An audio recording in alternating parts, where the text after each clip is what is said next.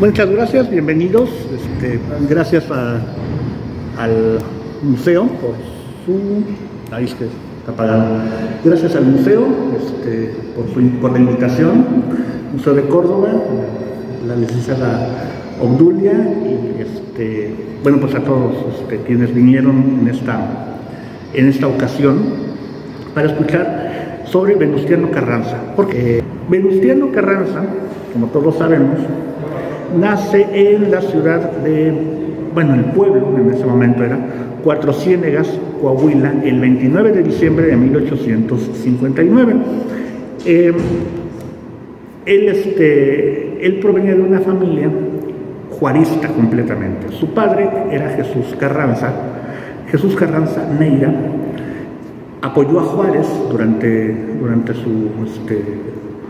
era un hacendado. Él apoya a Benito Juárez durante su paso por esa localidad, por Coahuila, con rumbo a ciudad, a lo que es Ciudad Juárez hoy, ¿no? El Paso del Norte. Bueno, y tuvo mucha fuerza en el juarismo en la región, ¿no? Fue una persona del juarismo Jesús Carranza. Entonces Venustiano Carranza tiene mucho de admiración hacia Benito Juárez. Carranza, Venustiano, vamos a decirle, Venustiano Carranza, era el 11º hijo, o sea, el 11º de 15 hijos que tuvo este señor Carranza Neira. Algo muy común en aquella época, porque pues las familias eran numerosas, pero no necesariamente todos vivían. En aquella época había mucha mortandad infantil, entonces una familia que tenía 15 hijos, a lo mejor 6 llegaban a la etapa adulta, y los demás, algunos morían siendo bebés, otros por accidente, pero muchos pues por enfermedades que no se habían resuelto en aquella época. En 1874, teniendo 14 años, prácticamente Carranza nació, por 2 días le faltó nacer en 1860, en plena etapa de la Guerra de Reforma. En 1874 es enviado a la Ciudad de México. Al decir es enviado quiere decir que tenía dinero, su familia era una familia de hacendados, entonces tenía dinero. Es enviado a la Escuela Nacional Preparatoria de Gabino Barrera para que recibiera educación. Se sabe muy poco en realidad acerca de Carranza durante su etapa como niño, como adolescente, pero por lo más seguro es que tuviera una etapa normal, ¿no? Que fuera una persona, un crecimiento normal, pero tenía un padecimiento visual que lo obligó, como todos sabemos, a llevar anteojos durante gran parte de su vida. Ahorita vamos a mencionar los anteojos porque también son importantes. Regresa a Coahuila y en 1882 se casa con Virginia Salinas, con quien tuvo 2 hijas, Virginia y Julia. Pero posteriormente también él tuvo otra pareja, la señora Ernestina Hernández. Eso ya estamos hablando de Carranza durante la época de la Revolución, ya tenía esta pareja. Con esta señora tuvo 4 hijos, Jesús, Emilio, Venustiano y Rafael. Ya después, bueno, no interesa tanto el aspecto familiar de este momento, porque no fue de gran influencia en su cuestión política, como después vamos a ver, ¿no? Comienza a dar sus primeros pasos en la política. ¿En qué año? En 1887 es elegido como presidente municipal de su pueblo, de Cuatro Ciénegas, en Coahuila. Fue ahí, en esa época, cuando recibió, un poquito más adelante, en esa época recibió el título de Barón de Cuatro Ciénegas. Barón, en un sentido, es un apodo que evoca a la monarquía, porque él realmente era una persona autoritaria. Él llegó a ser una persona muy autoritaria, bueno, como muchos de los personajes de la Revolución. Pero es interesante, en aquella época gobernaba como gobernador, valga la redundancia, José María Garza Galán. José María Garza Galán y Venustiano Carranza no se llevaban bien.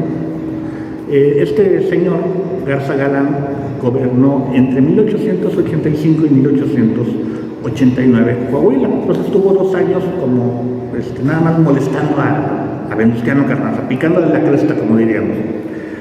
Termina su periodo, Venustiano Carranza también concluye por ahí de 1891, pero en 1893, esto es importante manifestarlo, en 1893 José María Garza Galán pretende reelegirse como para ser gobernador de Coahuila. Es importante porque tiene oposición. ¿Quién manifiesta su oposición? Bueno, pues dos familias importantes, los Carranza y los Madero, ambas familias de gran renombre en Coahuila, ambas familias de hacienda.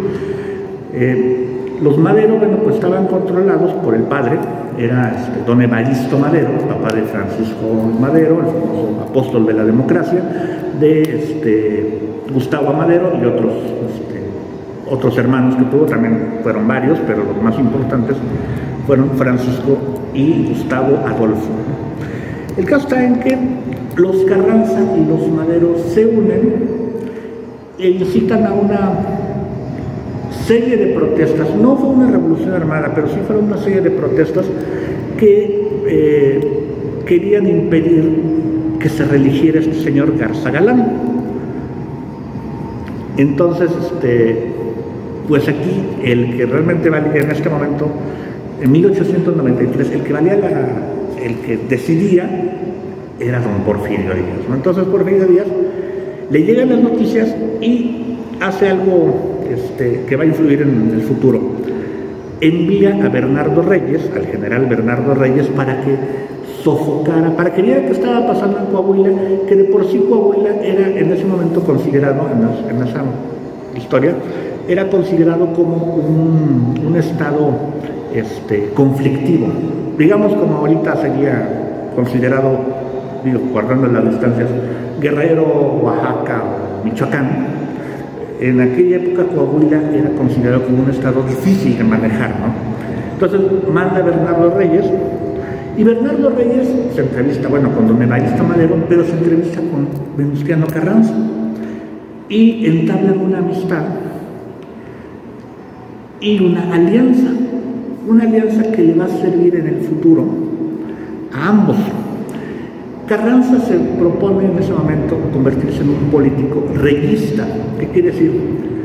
En aquella época, don Porfirio tenía, conforme avanzaba la época, el porfiriato, siempre salía, cada vez que iba a haber una elección, siempre jugaba con 2 candidatos. Hagan de cuenta su Sheinbaum y su Marcelo, pues era Bernardo Reyes y José Limantur. Limantur era el representante de los empresarios y civiles, banqueros, y Bernardo Reyes de los hombres de armas, del ejército, ambos con gran popularidad y ambos eran los delfines de don Porfirio. Entonces Venustiano Carranza se vuelve reyista, es decir, se adhiere a lo que sería posteriormente el partido de Bernardo Reyes. Claro que no podía decir que fuera antiporfirista. Él era, no le simpatizaba a don Porfirio, pese a que tuvo muchas aproximaciones con él, cuando fue presidente. Fue una persona muy autoritaria, pero eso ya vamos a ver más adelante, ¿no? El caso está en que cuando Bernardo Reyes regresa a ver a don Porfirio dice, bueno, ¿qué opinas? No, pues lo más adecuado es que esta persona, Garza Galán, renuncie a su candidatura. Don Porfirio le ordena renunciar a ser candidato, pero para equilibrar también le pide a los Madero y a los Carranza que el candidato de ellos, que era un señor de apellido Cárdenas, también dejara de ser candidato.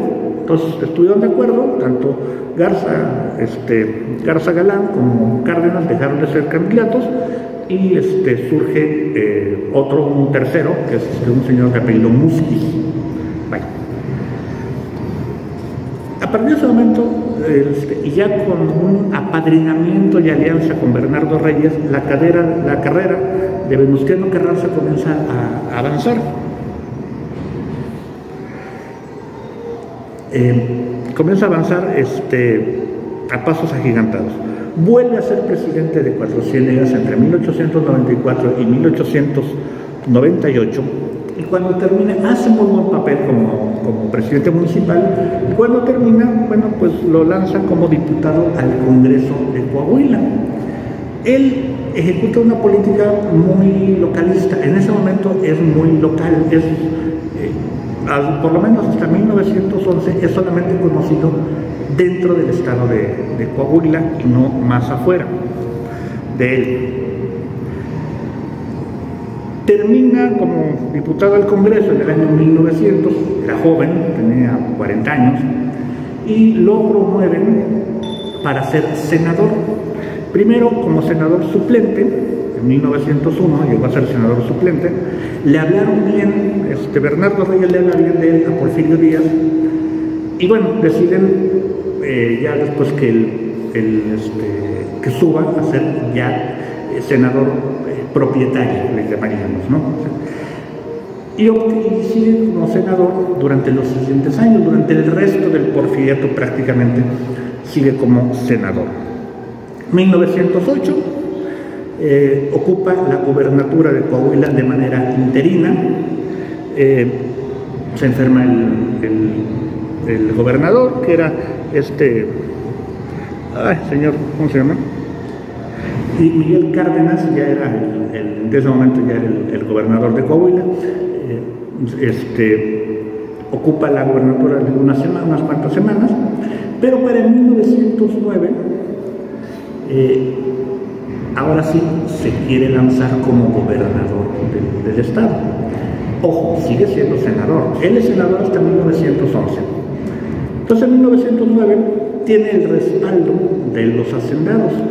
Básicamente el respaldo más importante de Coahuila era el de don Evaristo Madero, el de los Carranza, sus hermanos, papá ya había fallecido, y el de Bernardo Reyes, pero sobre todo el del gobernador Cárdenas, que también lo apoya para que sea su sucesor. Pero no obtuvo el voto más importante, el de don Porfirio. Entonces don Porfirio lo bloquea y pone a otro señor llamado Jesús del Valle. Jesús del Valle fue el que se convierte en gobernador de Coahuila en 1909, ya en las postrimerías del porfiriato. Entonces Carranza, bueno, pues no se la perdonó a don Porfirio, y se une a un movimiento joven que se llama el maderismo. Aquí una anécdota sobre el maderismo que poca gente conoce: en el colegio preparatorio de Orizaba, los estudiantes en la solapa se ponían una maderita para indicar que estaban con madero. Entonces se ponían un pedacito de madera para decir que estaban con madero. Entonces es un datito que quería yo señalar, ¿no? Me imagino que eso también pasaba en otras partes del país. Bueno, entonces, ante todo, vamos a hablar de cómo era su personalidad. Le gustaba ser fotografiado. Carranza le encantaba la fotografía. Y él era mucha pose. Si hubiera tenido un aparatito de estos, se hubiera tomado selfies a cada rato. Muchas de las fotografías de Carranza, si ustedes ven las fotografías de los revolucionarios, la mayoría de ellos son tomados por sorpresa. La fotografía más famosa de Zapata, que está con un fusil, pues esa también fue posada. Las de Villa, pues son también muy espontáneas. Pero Carranza posaba, y aparte era un hombre muy alto, medía 1,93 m. Ha sido el gobernante más alto que ha tenido México. de todo. Decían otra fuente 1,90, no, ya se rectificó, 1,93, medía casi 2 metros de altura, y de hecho así lo describió, por ejemplo, John Reed, el famoso periodista que vino a México durante la época de la Revolución, un periodista de izquierda estadounidense, algo muy raro, ser estadounidense de izquierda, pues como que no, en aquella época tal vez, pero ahorita ya es muy raro. Entonces lo describe también como alguien muy alto y muy imponente, y aparte se dejaba la barba. La barba, pues generalmente muchas personas se dejaban la barba en aquella época para ocultar alguna cicatriz. No era el caso de Carranza. Se dejaba la barba para producir respeto, para generar, mejor dicho, respeto entre las personas, ¿no?, que lo conocían. Una persona de barbas, una persona que se dejaba la barba en aquella época, manejaba una imagen de experiencia. No es un hombre anciano, de hecho, él muere a los 60 años, pero sí es una persona con mucha experiencia. Y en el momento en que empieza la Revolución Mexicana, es el personaje con más experiencia a nivel político. Zapata, pues era un hombre de acción, lo mismo que Villa. Madero, era un poco iluso, tal vez, pero tenía más sensibilidad, tenía sensibilidad social, pero no tenía sagacidad política, que sí tenía Venustiano Carranza. No manifiesto Obregón, porque eso Obregón ya es de una segunda generación, por cierto, gracias a Carranza. Hay que mencionar que muchos de los que hicieron la revolución, los que mencioné, Madero, Zapata y Villa, por ejemplo, Madero nació en 1873, Villa en 1878, bueno, oficialmente es lo que se dice, y Zapata en 1879. Porfirio Díaz nació en 1830.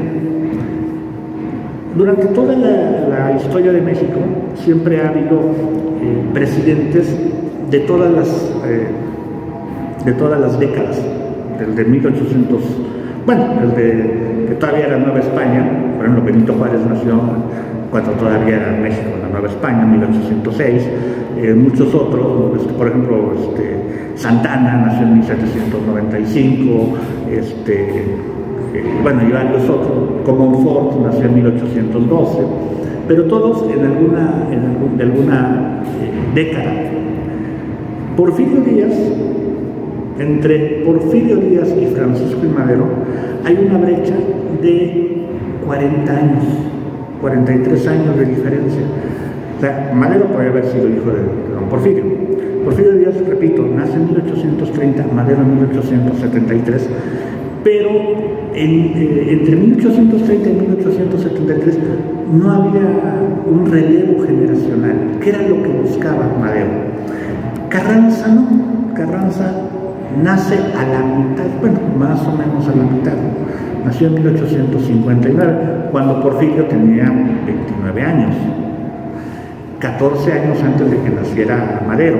Entonces, tenía la madurez necesaria, sin llegar a la ancianidad, como ser de la tercera edad, y no tenía la juventud, pero sí todavía tenía la energía de los nacidos en 1870, 1880. Por ejemplo, Álvaro Obregón, que lo sucedió a Carranza, él era de 1880, todavía más joven que Madero. Y luego después Lázaro Cárdenas nació en 1895, ya todavía más joven, le tocó la revolución a los 15 años. Entonces, hay que mencionar eso porque la figura de Carranza es una figura que es experimentada, suficientemente madura, y además tenía un gran conocimiento sobre la historia de México. Él, repito lo que dije al principio, admiraba mucho a Benito Juárez, entonces lo tiene como guía, no como guía espiritual, pero sí como fuente de inspiración. De hecho, él hace una nueva reforma. Él lo que trata de hacer Carranza es vea más adelante, es emular a Benito Juárez. De hecho, él escoge la ciudad de Querétaro para que ahí fuera la promulgación de la nueva Constitución, que es una idea que viene gestando. Carranza viene gestando la idea de la Constitución desde el principio de la Revolución. Claro, él pretendía en un inicio reformar únicamente la Constitución del 57, que volviera a su espíritu, al espíritu liberal. Carranza era liberal, pero también era medio hipocritón, ¿no? Como muchas personas. O sea, por ejemplo, le gustaba mucho ir a los espectáculos de bailarinas, al espectáculo de burlesque, ¿no? Él era una persona que le gustaba ese tipo de espectáculos. También se opuso cuando fue gobernador, bueno, ya más adelante, cuando fue gobernador, tuvo una política en contra de los monopolios, en contra del alcoholismo, de la prostitución y de los juegos, ¿no? De los juegos de azar. ¿Qué más? Bueno, aficionado a la historia, y era sobrio sin ser, ¿cómo se dice? Sin ser puritano. O sea, era un hombre recto. Sí se daba, sí sonreía, o sea, no era un esfinge. Tenía más humor, aunque tenía un humor muy negro, Álvaro Obregón, pero por eso ya sería otra plática más después sobre este personaje, que también me parece muy interesante. Bueno, finalmente volvemos al punto, se une a Madero. Se une al maderismo. Madero lo conoce, y bueno, cuando triunfa la revolución en mayo de 1911 y Porfirio Díaz se va al exilio, Porfirio Díaz nombra como presidente al canciller en ese momento, que era don Francisco León de la Barra. Francisco León de la Barra era más o menos joven, era por ahí de 1860, 61 me parece que era un hombre relativamente joven. En una época, por ejemplo, el porfiriato, como vuelvo a decir, el porfiriato tenía la mayoría de los diputados, senadores, gobernadores, presidentes municipales, los que manejaban el poder, eran mayores de 50 años. Entonces urgía un cambio generacional, que lo ven a través de la figura de Francisco y Madero. Bueno, entonces Madero conoce a Carranza cuando triunfa la revolución, nada más está esperando.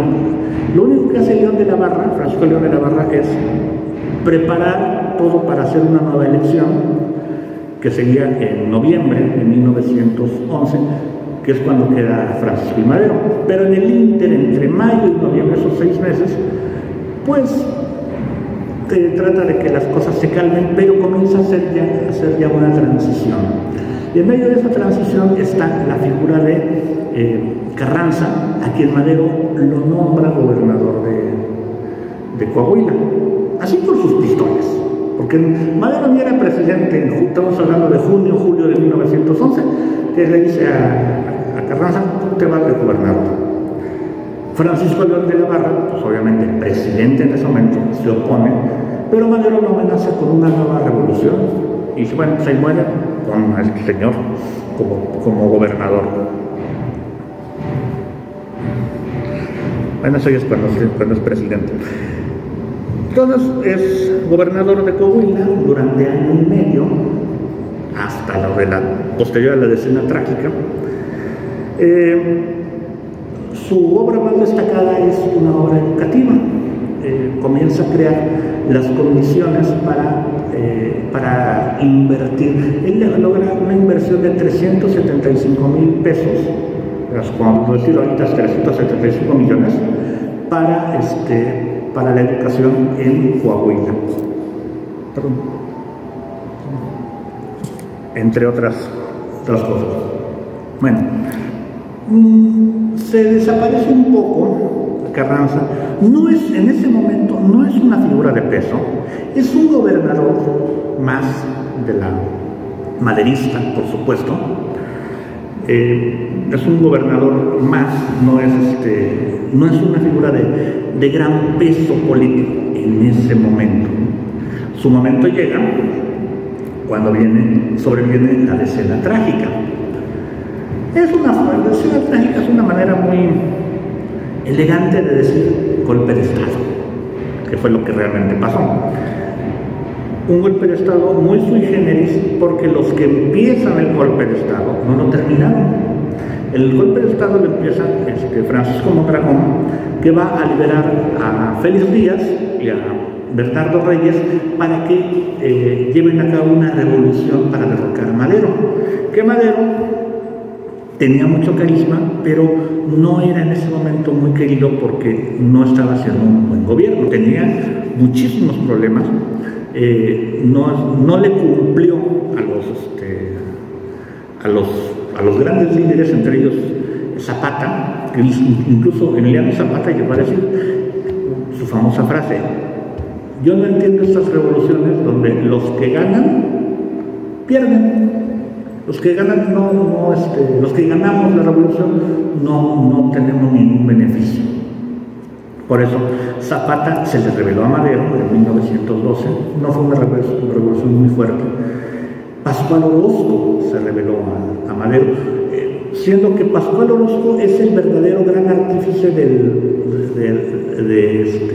de la revolución bélica, de la revolución militar maderista.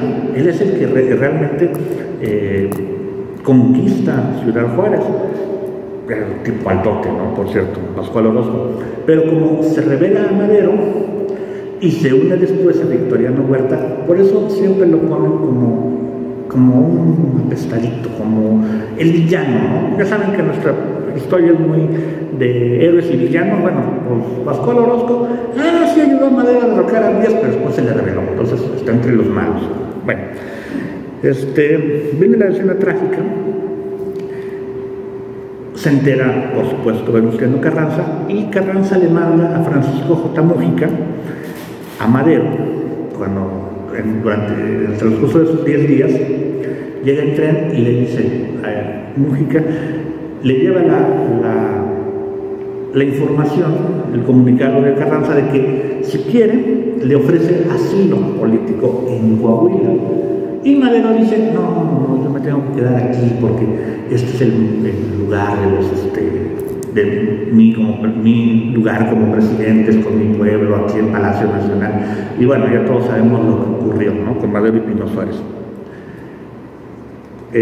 Madero es obligado a renunciar, 19 de febrero de 1913. Renuncia también el vicepresidente, Pino Suárez, otra cuestión que hay que debatir algún día, porque también fue si quieren lo comentamos al final, fue una cuestión muy incongruente políticamente hablando. Entonces nombran como presidente al canciller, que en ese momento era el abogado Pedro Lascurain Paredes. Pero Pedro Lascurain Paredes acepta el cargo, nombra a Victoriano Huerta como su secretario de Gobernación, y a nomás ve el reloj, ya pasaron 45 minutos, ok, renuncio, que se quede Victoriano Huerta. Pues ahí me puesto una pistola en la cabeza, en sentido figurado, claro, y se fue, se retiró, y bueno, pues obviamente ya pasó a la historia como el presidente más breve que hemos tenido, 45 minutos duró. Queda Victoriano Huerta y comienza a haber oposición. Victoriano Huerta queda el 19 de febrero. Realmente Venustiano Carranza rompe con Huerta hasta el día 4 de marzo, es decir, 2 semanas. ¿Por qué? Porque Carranza quiere ver hacia dónde va todo, está tanteando el terreno. Algunos critican este hecho como de debilidad, como una debilidad, o como, es que a lo mejor Carranza estaba con Huerta también, y a la mera hora no le cumplió lo que le prometió. No, en realidad lo que está haciendo Carranza es tentar el terreno, está viendo hacia dónde va la situación. Bueno, entonces todavía espera otro poco, renuncia como gobernador de Coahuila, deja otro, no recuerdo quién, y el 27 de marzo de 1913 se reúne con otros y firman lo que es el Plan de Guadalupe. Se llama así por la hacienda de Guadalupe, que es el lugar donde se firmó este plan. México está lleno de planes desde 1821, ¿no? El plan de La Noria, el plan de Tuxtepec, el plan de Veracruz, el plan de San Luis, el plan de... Pues hay mundos de planes. Entonces, ¿quién más firma? Firma Francisco J. Múgica, Jacinto Treviño, que era michoacano, y Lucio Blanco, y se van uniendo otros. Entre ellos, claro, en ese momento Carranza era el personaje más fuerte de Coahuila, ¿no? Claro, durante 2 años había creado las condiciones para tener mucha fuerza en Coahuila. Era el gobernador, dejó a otro ocupando el cargo para lanzarse él y crear el ejército constitucionalista. ¿Por qué se llama así? Bueno, pues porque busca defender la legalidad, la Constitución. Él dice que la Constitución fue violada por Victoriano Huerta, entonces por eso se llama, se autonombra primer jefe del ejército constitucionalista. Y se le unen Sonora y Chihuahua, y se le comienzan a unir estados del norte del país. 14 de septiembre, importante fecha porque conoce a Álvaro Obregón. Álvaro Obregón era el dedo chiquito del gobernador de Sonora, que era José María Maytorena. Y bueno, a partir de ese momento, Obregón se vuelve su incondicional durante los siguientes casi 6 años. Bueno, entonces Carranza no es tonto, él no es un militar, es un jefe político.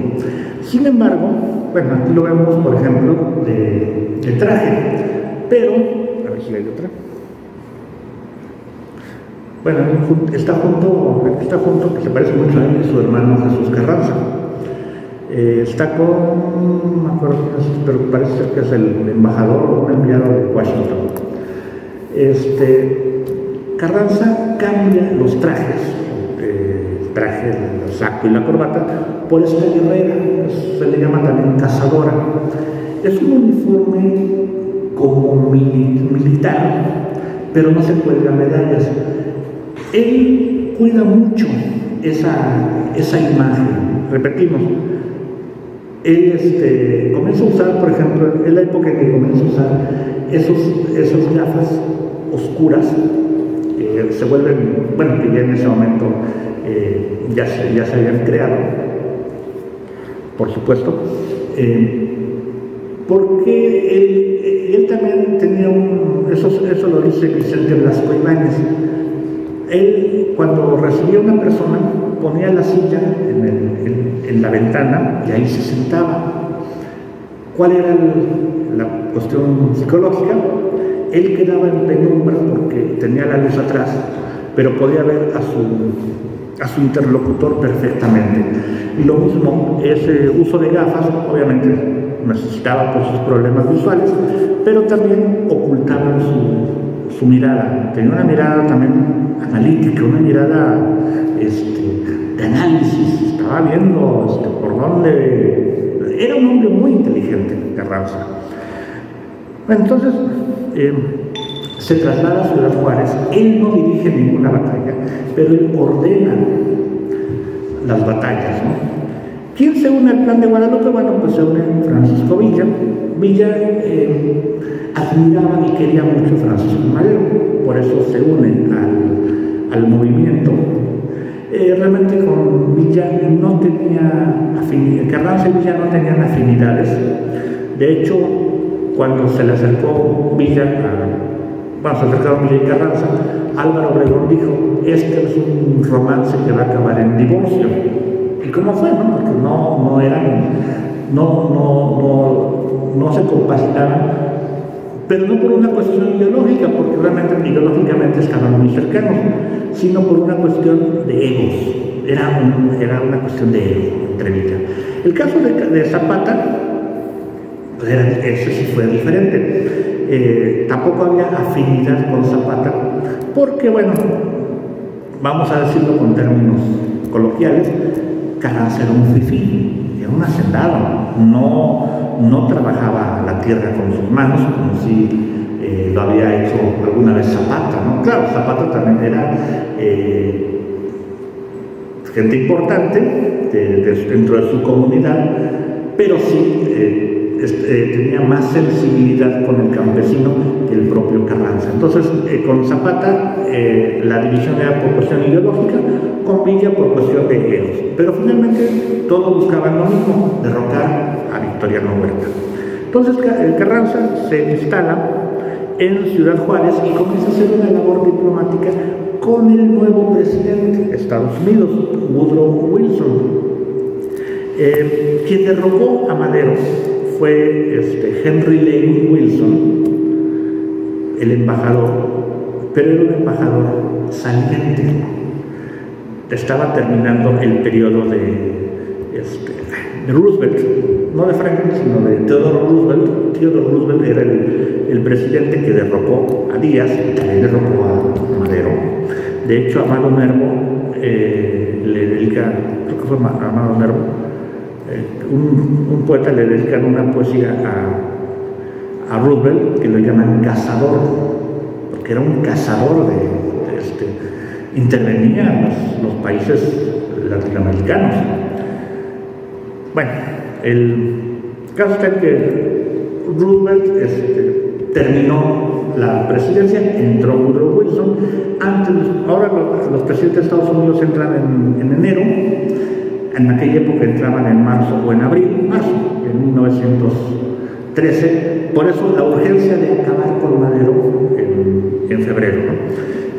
Entra Woodrow Wilson no quiere a Victoriano Huerta, y después de una labor diplomática accede a apoyar a Venustiano Carranza y a su pretensión lo reconoce como quien ostenta el poder ejecutivo. No era presidente, ojo, Venustiano Carranza no era presidente de México, no fue hasta 1917, pero era gobernante de México con el título de primer jefe del ejército constitucionalista. Bueno, viene la rebelión. Al principio va ganando Victoriano Huerta, después viene el apoyo estadounidense, hay un bloque, vienen armas. La historia dice que las armas las manda Alemania para apoyar a Victoriano Huerta, pero por cuestiones de política los estadounidenses hacen un bloqueo en Veracruz para que no llegaran esas armas a Victoriano Huerta. Claro, estamos hablando de que ya para ese entonces estaba a punto de empezar la Primera Guerra Mundial, o la Gran Guerra, porque en ese momento no le decían Primera Guerra, nadie sabía que iba a haber una segunda, así que era la Gran Guerra de Europa. Entonces, Carranza sí protesta por la invasión. Llegan los buques al puerto de Veracruz, comienza el ataque. Los estadounidenses ocupan, abril 20 de 1914, ocupan el puerto, es defendido, no tanto por los soldados, como sí por los cadetes de la naval y por el pueblo civil, las personas veracruzanas, ¿no? Los civiles de Veracruz. Entonces viene este momento en que Venustiano Carranza condena ese ataque, y después, para noviembre de 1914, logra que los estadounidenses abandonen el puerto. Es algo diplomático en realidad, ¿no? lo que logra hacer Carranza. El 15 de agosto de 1914 renuncia Huerta, entra Álvaro Obregón a la Ciudad de México, se impone él como gobernante de facto de la Ciudad de México, y 5 días después entra Venustiano Carranza a la capital. Claro, ya ahí sí ya no se sigue sin autonombrar presidente, pero es el primer jefe del ejército constitucionalista. Entonces ahí empiezan los problemas, porque Villa y Zapata dicen, bueno, ya acabó esta revolución, ya derrocamos a Huerta, ya huyó. Por cierto, que se va en el mismo barco que Venustiano, que Porfirio Díaz, el Ipiranga. Dice, bueno, ya se soluciona esto, tienes que dejar el poder. Y Carranza dice, no, yo aquí me quedo. Entonces, tanto Villa como Zapata desconocen a la figura de Carranza, es decir, no le dan su apoyo como jefe del Ejecutivo, y convocan a una convención. Carranza la convocan el día 3 de octubre de 1914 en la Ciudad de México. Dice, bueno, vamos a llegar a un acuerdo, vamos a convocar una gran convención revolucionaria para reconstruir el país que está trizas, ¿no? Pero tanto Villa como Zapata se niegan a que sea en la Ciudad de México y dicen, es que queremos un territorio más neutral. La Ciudad de México tú la controlas, queremos otro lugar. Por eso se trasladan a Aguascalientes. Dice Carranza, bueno, pues vamos a hacerla en Aguascalientes. Pero en noviembre Carranza declina, dice, yo no tengo por qué ir a la convención. Y por eso la convención la hacen zapatistas y villistas. Los carrancistas o constitucionalistas se hacen completamente a un lado. Y la convención de Aguascalientes, de hecho, desconoce a Carranza. Se viene Carranza, viene a Veracruz, se traslada, primero llega a Orizaba, lo va a recibir Cándido Aguilar. Ahí está unos 2-3 días. Y luego se viene a Córdoba. En Córdoba, nuevamente lo recibe Cándido Aguilar. Él llega aquí el 8 de noviembre y instala Córdoba como capital provisional de México. Repetimos, por lo menos del lado constitucionalista, porque el gobierno de la convención estaba ya en ese momento en la Ciudad de México, en el Palacio Nacional. Es la única ocasión, junto con la Guerra de Reforma, donde ha habido 2 gobiernos alternativamente. Acuérdense, durante la Guerra de Reforma, se desata porque renuncia Comonfort a la presidencia. Por ley sube Benito Juárez como presidente de la Suprema Corte de Justicia, pero hay un plan, el plan de Tacubaya, que dice, desconocemos a Comonfort y al gobierno que emane de él, así que nosotros, los conservadores, somos los que dirigimos el país. Pasa lo mismo en esta ocasión, pero menos tiempo, fue menos el tiempo. Entonces Carranza, llega aquí, el día 10 de noviembre, él se instala, y ahí me van a ayudar un poquito, instala su gobierno en 2 edificios. Uno, el más importante, fue en el edificio de Ceballos, la casona de Ceballos.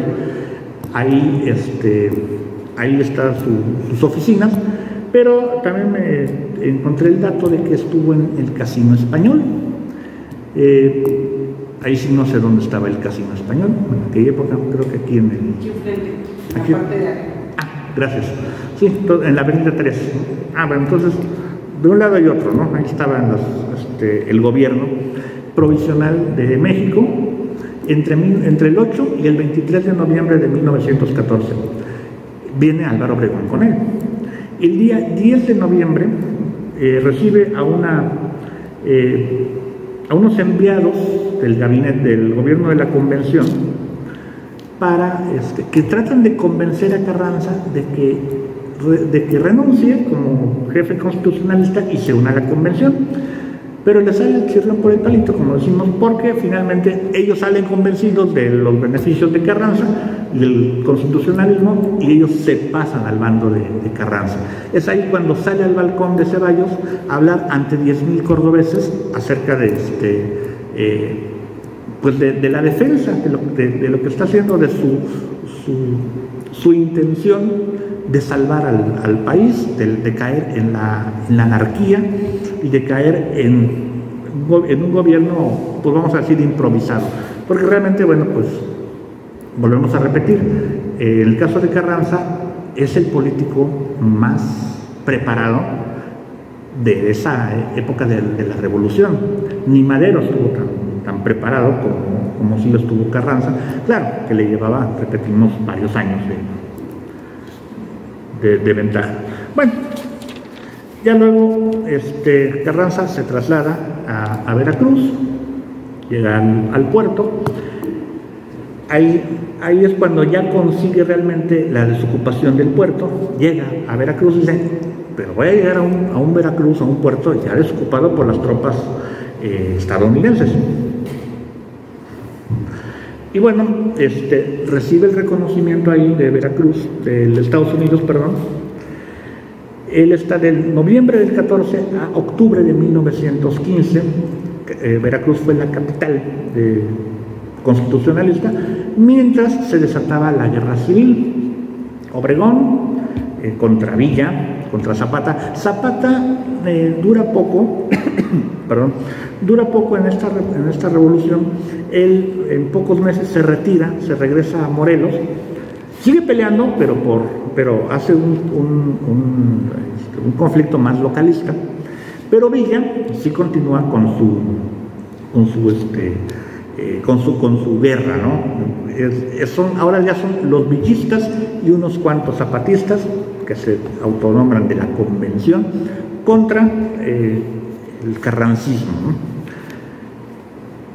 A inicios de 1915, Carranza dice, este es el momento, está comenzando la revolución social.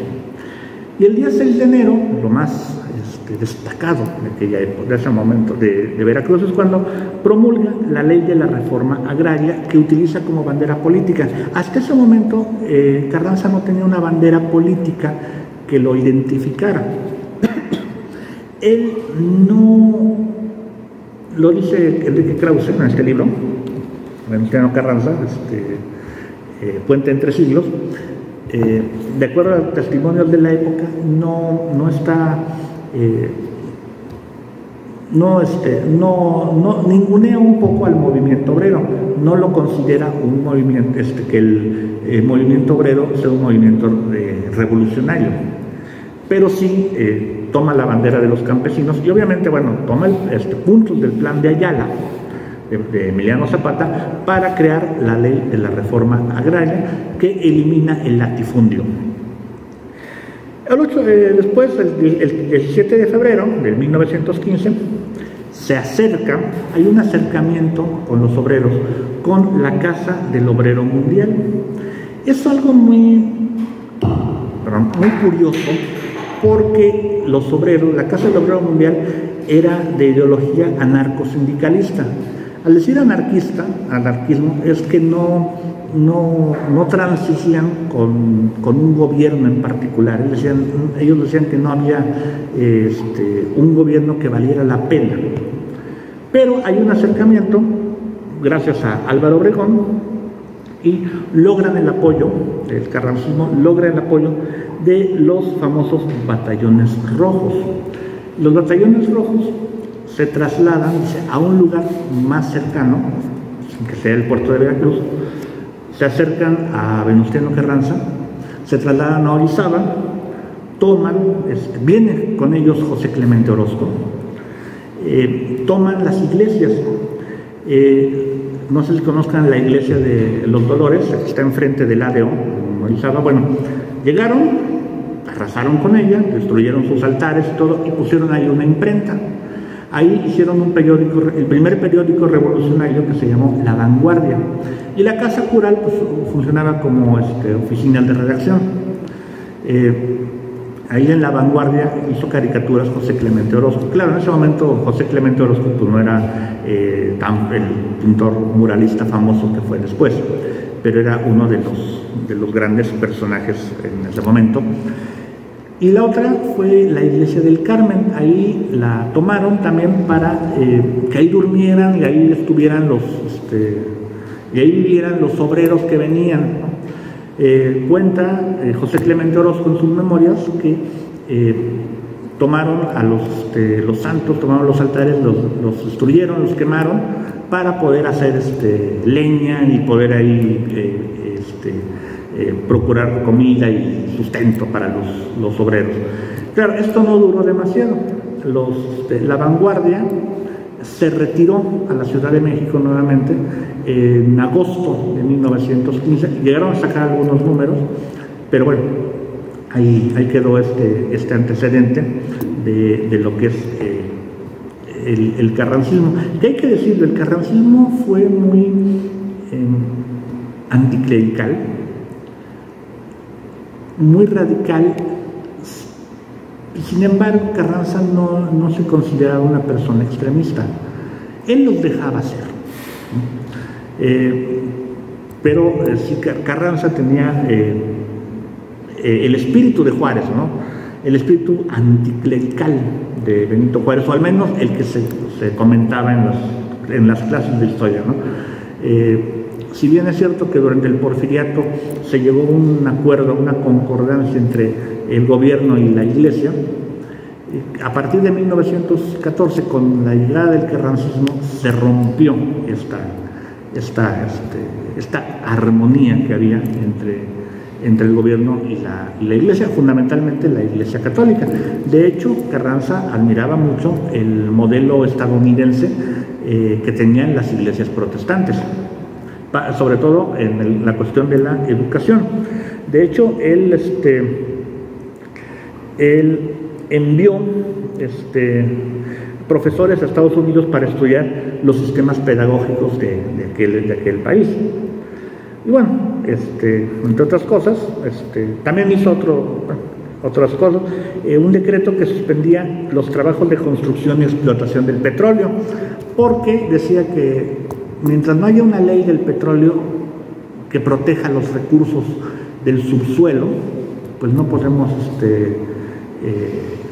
dar concesiones petroleras, ¿no? Como se había hecho Porfirio Díaz, y como si también poco, pero había hecho Madero. De hecho, pues, la idea de poner a Madero era que los estadounidenses querían obtener más beneficios del petróleo. Y aparte, bueno, pues estaba ya la Primera Guerra Mundial, que se movió a través del petróleo. Y México, en aquella época, sobre todo entre 1910 y 1940, era uno de los principales países productores de petróleo, junto con Irán o Persia, bueno, que después se volvió Irán, pero también, bueno, hay cosas muy turbias, ¿no? En el ajedrez político internacional, que incluyen a México. Le tocó huelgas, le tocó un resquebrajamiento del sistema económico a Carranza, ¿no? Le tocaron muchas cosas que fueron difíciles para él, pero no podía hacer nada hasta que no consolidara su poder pleno. En enero de 1916 se disolvieron los batallones rojos, regresaron a la Ciudad de México los batallones rojos, y en enero del 16 se decretó la extinción de la Casa del Obrero Mundial. ¿Por qué? Pues porque no le convenía a los intereses de Carranza, ¿no? El carrancismo también propició varias reformas. Uno de ellos, sobre todo a nivel de educación, ¿no? La secundaria tiene que ser mixta, hombres y mujeres, y debe durar 4 años. pero la preparatoria debería ser exclusiva para hombres. Claro, estamos hablando de una época muy machista, ¿no? Propició la creación de escuelas de enseñanza agrícola, mercantil e industrial para oponerse a las escuelas de artes y oficios que desde la época de Benito Juárez se venían dando. Casi había muchísimas escuelas de artes y oficios, sobre todo en la Ciudad de México y en los principales lugares, que son los antecedentes a las escuelas, ¿cómo se llama? Las secundarias, donde aprenden oficios, ¿no? Las escuelas técnicas. Ajá. Entonces, o sea, aquí hay que acabar con las escuelas de artes y oficios, pero un cambio de nombre solamente.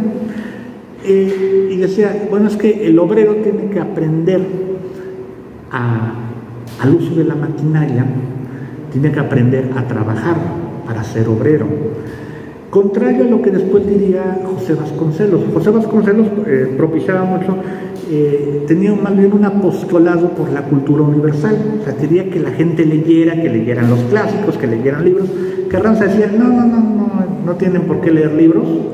Claro, él era un hombre culto, pero decía, no, es que lo que necesitamos son fuerza laboral, no intelectuales. En aquella época los intelectuales fueron muy perseguidos por ese radicalismo carrancista, ¿no? Y como decía yo, desde tiempo atrás ya venía gestándose la idea de una nueva constitución. Carranza gana la guerra civil, ¿no? ¿Gracias a quién? Álvaro Obregón. Álvaro Obregón, acordémonos de las batallas de Celaya, porque siempre nos enseñan que fue la batalla de Celaya, fueron las batallas en distintos puntos, fueron como 3 o 4 batallas en el Bajío, entre el villismo y el carrancismo. Ahí es donde Álvaro Obregón pierde su brazo derecho, tiene que aprender a escribir con el brazo izquierdo, y después llegó a ser presidente Álvaro Obregón, pero ahí fue donde lo pierde, ¿no?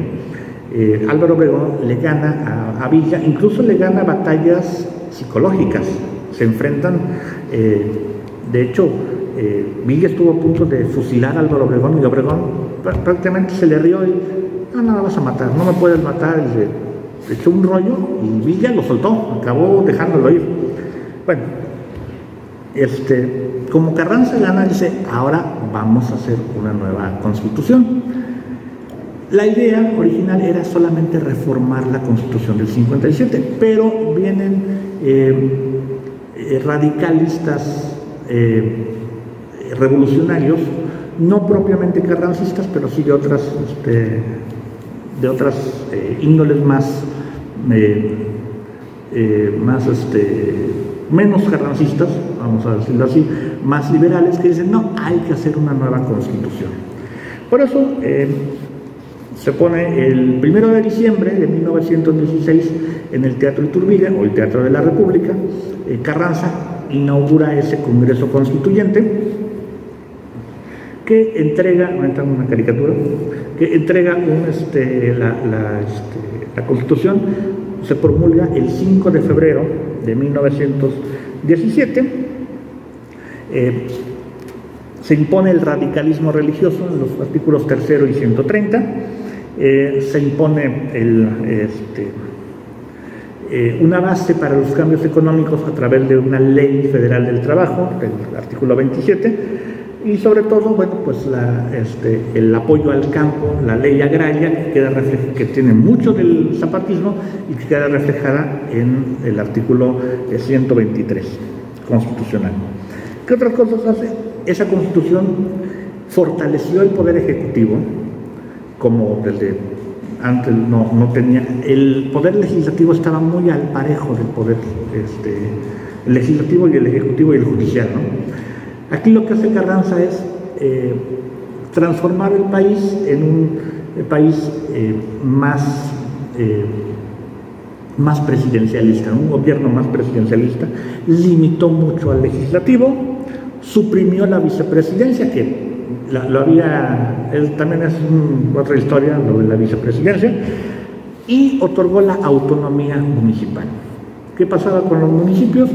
En estados como el nuestro, como el estado de Veracruz, por su tamaño y las distancias tan largas, estaba el gobernador, pero estaba el estado dividido en cantones. Cada cantón tenía un jefe político que era como un pequeño virrey entre varios municipios, y bueno, y podían poner y quitar alcaldes.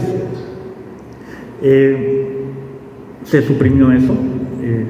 Por eso se habla del municipio libre, libre de intermediarios.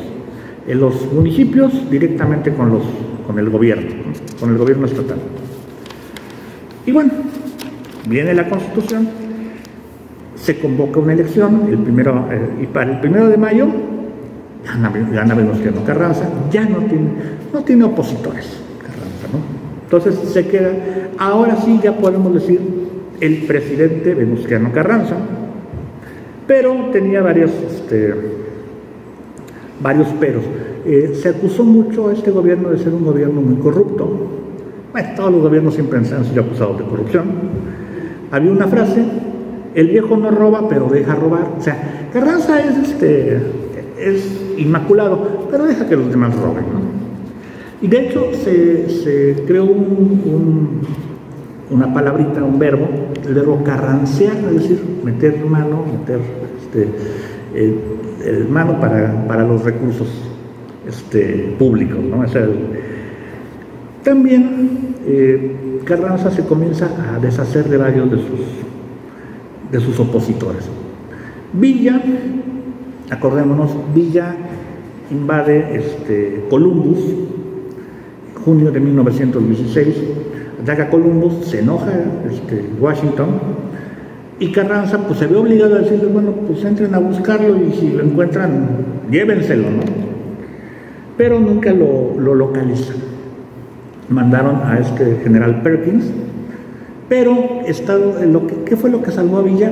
A Villa lo salvó el hecho de que Estados Unidos entró en la Primera Guerra Mundial, también por causa del famoso telegrama Zimmerman. Aparentemente hay una teoría que dice que el gobierno alemán le envió un telegrama a Venustiano Carranza pidiéndole que se uniera a ellos, declarándole la guerra a Estados Unidos. Si tú le declaras la guerra a Estados Unidos, Japón y Japón no pintaba mucho, en realidad no entró en la Primera Guerra Mundial, por eso se duda mucho de la veracidad, ¿no? Pero sí dicen que Alemania ofreció a México ayudarlo a recuperar los territorios perdidos, específicamente Texas, Nuevo México y Arizona. Carranza evaluó la situación y dijo, no me interesa.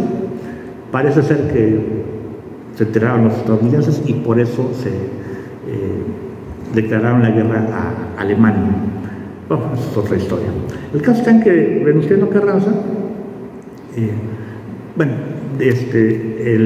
la Primera Guerra distrajo a los estadounidenses de la incursión punitiva, que se conoce, para localizar a Villa. Se fueron.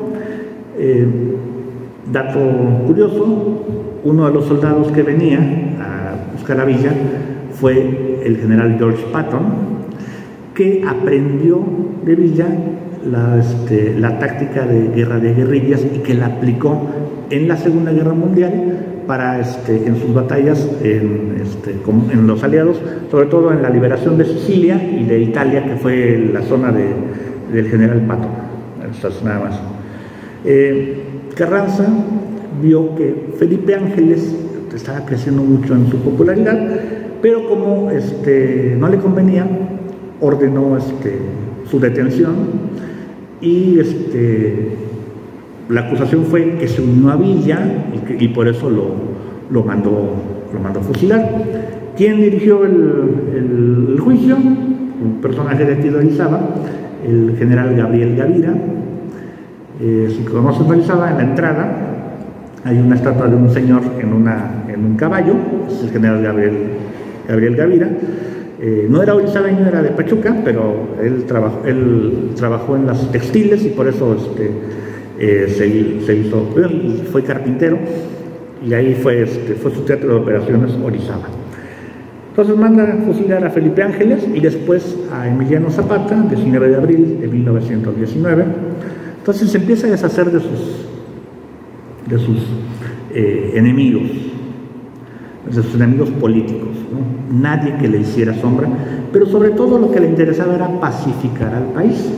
Por eso manda a matar a Zapata, que ya se estaba rebelando otra vez, porque Zapata se rebeló contra Porfirio Díaz, pero también contra Madero, contra Huerta, contra Carranza, contra todos.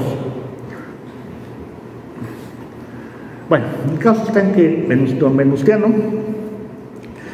llega el año 1920, comienzan a presionarlo. Él era defensor de la no reelección, no por eso quería perder el poder. Entonces le dice, bueno, señor Carranza, ¿quién va a ser su sucesor? Y todo el mundo esperaba que dijera que Álvaro Obregón, porque Álvaro Obregón era muy popular, era su dedo chiquito, como se dice, era un hombre que había peleado las batallas a nombre de Carranza, pues era el heredero natural de Carranza, pero Carranza cometió el error de decir, es que quiero dejar a un civil al frente del país, y él escogió al ingeniero Ignacio Bonillas. El ingeniero Ignacio Bonillas era un ilustrísimo desconocido, pero era el embajador de México en Washington, y los estadounidenses dieron su beneplácito, y dijeron, sí nos parece bien este personaje, ¿no? Este personaje nos parece bien para que sea el próximo presidente, porque pues Carranza tenía sus seguidores. No había, había partidos políticos, pero no estaban tan institucionalizados como hoy en día. Entonces un partido podía desaparecer y crear uno nuevo. Había montones de partidos, casi cada ciudad o cada estado tenía como 3 o 4 o 10 partidos políticos diferentes, más aparte los nacionales, más aparte los regionales. Era un caos. Pero había partidos grandes como el Partido Liberal Carrancista, Partido Liberal Constitucionalista, que era el que manejaba Carranza. Entonces Carranza dice, va a ser Ignacio Bonillas. Entonces se gesta una nueva rebelión, la rebelión de Agua Prieta, dirigido por el Trío Sonora, así se le conocen, no eran un grupo musical, era Adolfo de la Huerta, Álvaro Obregón y Plutarco Elías Calles, que posiblemente fueron conocidos como el Trío Sonora, porque gobernaron durante los siguientes 10 años. Adolfo de la Huerta se revela Álvaro Obregón, se revela Pablo González, y comienzan a avanzar para derrocar a Carranza, para impedir que pudiera nombrar a Bonillas. Entonces Carranza huye. ¿A dónde me voy? Pues a Veracruz, donde sigue gobernando mi yerno, Camilo Aguilar. Toma el tren, mejor dicho, el tren de propiedad del gobierno, pero ahora sí, ya como le conocían la ruta, dinamitaron las vías del tren y es obligado a detenerse por el rumbo de Esperanza. Entonces se bajan del tren, agarran unos caballos y buscan llegar a Veracruz por el norte de Puebla. Llegan al poblado de Tlaxcalantongo. Estamos hablando del día 21 de mayo de 1920. Carranza se queda, hay varias chozas, se quedan ahí. Carranza aparentemente está con otra persona, pero después se descubre que no, que Carranza estaba solo. Llegan los esbirros, el ejército, bueno, la parte del ejército rebelde de los Agua Prieta, al mando de Pablo González, y cercan a Venustiano Carranza. Lo chistoso del asunto es, distinto, vamos a decirlo, lo insólito es que, a pesar de que estaba rodeado, solamente disparan en una sola dirección, a una sola cabaña, es donde estaba Carranza, dormido. De hecho, le llega el primer disparo y le dan la pierna, y lo último que dijo fue: me han roto la pierna, auxilio, ¿no? Comienza a gritar, y entonces vienen los demás balazos que lo acribillan, ¿no? Ahí es donde muere Carranza. Claro, todos saben que Carranza fue asesinado por Pablo González y Álvaro Obregón, los grandes, ¿cómo se llama? Ay, se me van las palabras. Artífices del asesinato de Carranza. También estamos hablando de un golpe de Estado. Y curiosamente, durante los siguientes 10 días México no tiene presidente. El Congreso se reúne y el 1 de junio de 1920 nombran a Adolfo de la Huerta como presidente interino para que convoque elecciones, y pues gane Álvaro Obregón, que además todo el mundo quería a Álvaro Obregón, nadie quería a Ignacio Bonillas. ¿Qué pretendía Carranza? Pues muy posiblemente poner a un títere que pudiera manejar él a su antojo. Carranza había aprendido de lo que es el porfiriato, que no era conveniente la reelección, no era conveniente estarse reeligiendo. De hecho, Carranza no buscaba reelegirse. Carranza quería seguir teniendo el poder, quería seguir teniendo el control, pero así al estilo Porfirio Díaz, y que después copió Plutarco Elías Calles, pues voy a poner a una persona que va a hacer lo que yo le diga, el ingeniero Ignacio Bonillas. Y bueno, finalmente Carranza muere, su cadáver es llevado a la Ciudad de México. Este es el último. Y bueno, pasa la historia por ser el que nos dio la Constitución que actualmente nos rige. Constitución que no ha cambiado, bueno, es un decir, que ha sido modificada desde 1917 hasta la fecha no sé cuántas veces, pero es la Constitución que aparentemente nos rige. Se ha modificado, repito, pero bueno, por eso es por lo que más se le recuerda. Por eso, por el verbo carrancear, y porque es uno de los principales líderes, o fue uno de los principales líderes de la Revolución Mexicana, y repito, para mí el más experimentado a nivel político, el más sagaz, el más astuto, pero yo creo que también se le fueron los pies al final de su carrera. Trató de imponer a alguien, creyó tener todo el poder, en realidad no lo tuvo. Acabó con Felipe Ángeles, acabó con Zapata, y bueno, ese es el gran legado y la huella que nos deja, sobre todo en cuanto a las leyes, a la reforma agraria. Claro, siempre se piensa, cuando decimos de agrarismo, pensamos en Emiliano Zapata, pero quien lo lleva, quien retoma el agrarismo realmente es Carranza, y lo eleva a rango constitucional. Creo que es cuanto. Gracias.